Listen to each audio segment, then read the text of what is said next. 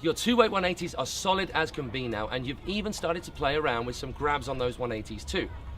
The next step after that is adding another 180 midair and making it a 360.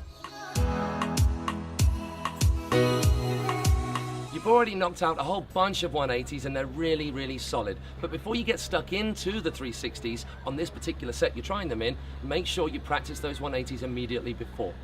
We're going to do the same thing with the 360s as you did with the 180s and the weight jumps. We're going to lengthen the line, slow the boat down a little bit so it makes the whole process a little bit more easygoing.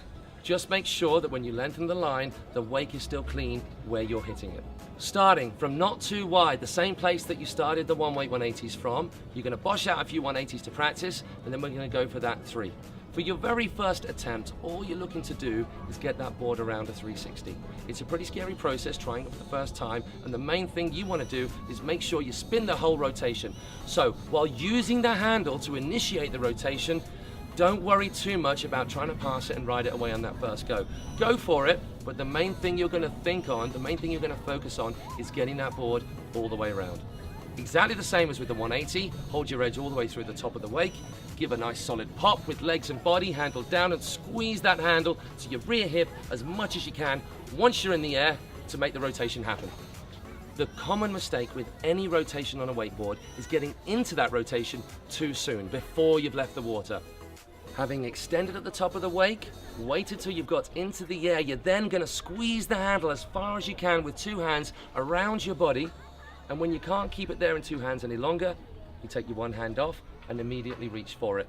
The key to making the handle pass and completing the rotation is squeezing the handle with 2 hands as hard as you can and as far as you can with 2 hands.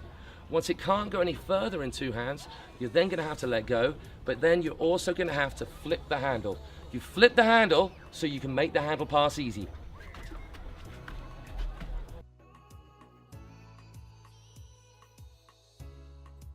You should be getting a routine by now. You've done this 360 on one wake at a nice slow speed, at a longer line length, with the driver perhaps coming off the gas a little bit on the landing just to help you get that handle, but not too much. Now it's time to shorten the line right up so that you can clear 2 wakes and knock that 360 out.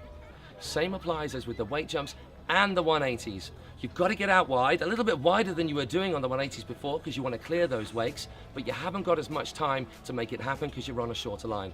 So get out there nice and wide, make a slow turn, give a solid edge, hold that edge all the way through the top of the wake, extend, then once you're in the air, squeeze the handle, keep on pushing with 2 hands, reach for it, complete the rotation, get that handle back on, and on the landing, absorb and keep going.